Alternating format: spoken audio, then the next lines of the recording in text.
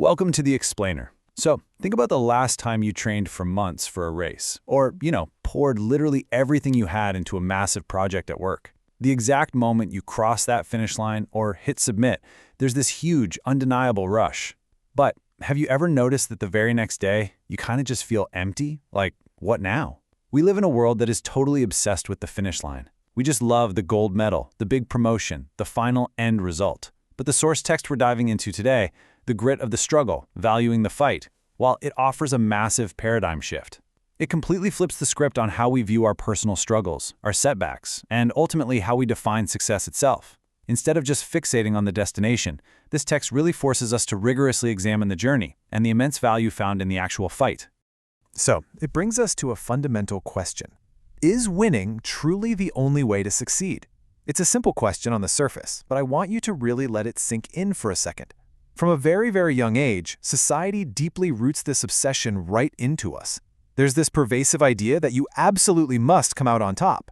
I mean, we're taught from our earliest games of musical chairs that if you aren't first, you're basically last, right? But what actually happens to our psyche when we measure the entirety of our complex, messy human experience by just one single final metric? Well, the source text argues that this way of thinking is actually incredibly damaging. It essentially strips away all the immense value found in the human effort itself. And the text exposes a really critical problem with this mindset. It's what we call the win/lose binary.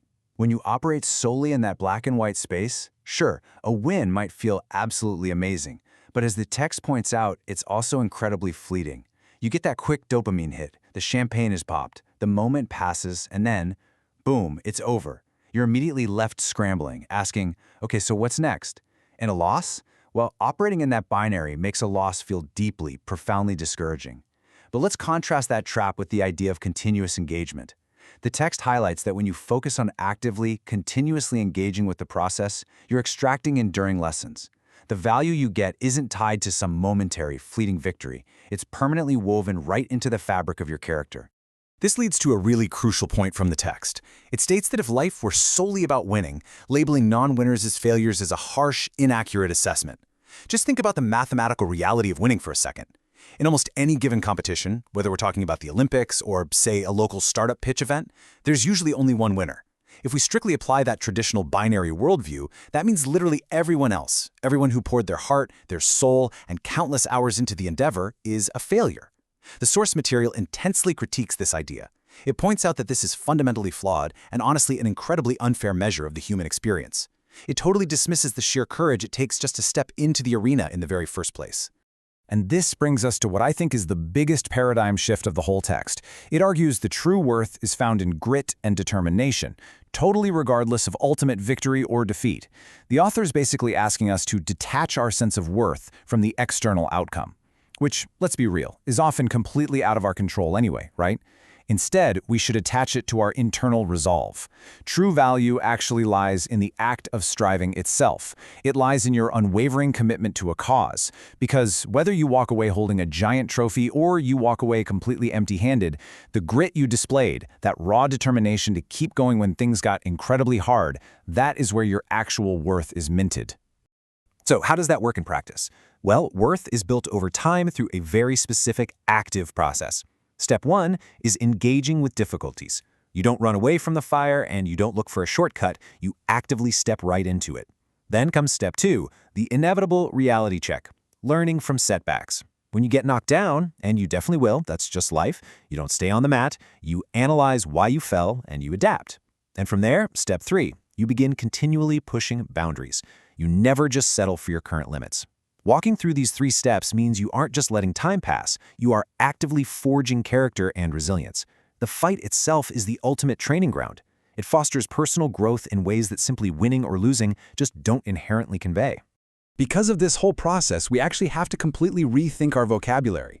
Success is no longer a noun that just happens at the end of a race. It becomes a constant, ongoing action.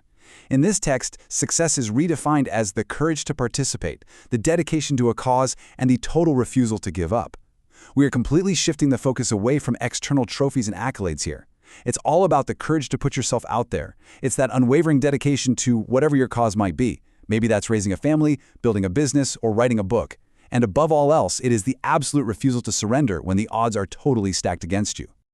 When you fully internalize that new definition, something truly magical happens. The fight becomes its own reward and a literal testament to one's spirit. You finally stop waiting for the external validation of a win just to feel good about yourself. The struggle itself actually transforms into your greatest reward. Think about it. The late nights, the grueling effort, the sheer physical and mental act of overcoming massive obstacles, that becomes the actual prize. Why?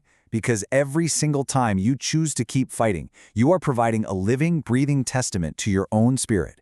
You are proving to yourself and literally no one else exactly what you are made of. Now, to consistently achieve this, you need a very specific mindset, one that completely rejects the passive acceptance of fate. Look, if you just passively accept your fate, you are just letting life happen to you. You essentially become a victim of circumstance, just waiting around to see if you get lucky. But you have to take a proactive stance.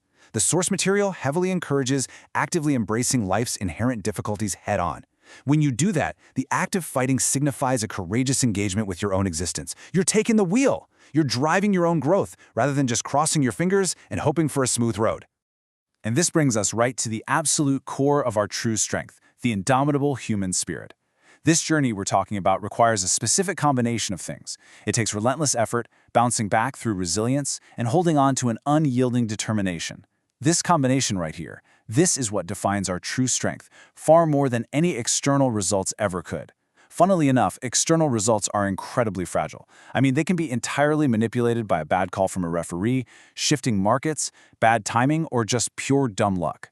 But your human spirit? That is entirely under your control, and it is forged exclusively in the fire of the struggle. Which leads us perfectly to a profoundly climactic truth from the text. The true essence and value of existence lie in the fight itself. Everything we've discussed today essentially builds to this one single realization.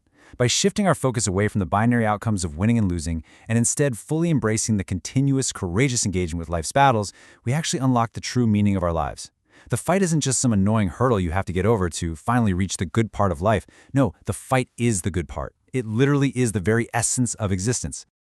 So, as we wrap up today's explainer, I want to leave you with a final, slightly provocative thought. How will you view your next struggle? When the next massive obstacle inevitably appears in your path, will you just see it as a nuisance? Will you view it merely as a threat to your personal win-lose record? Or will you actively apply this mindset shift?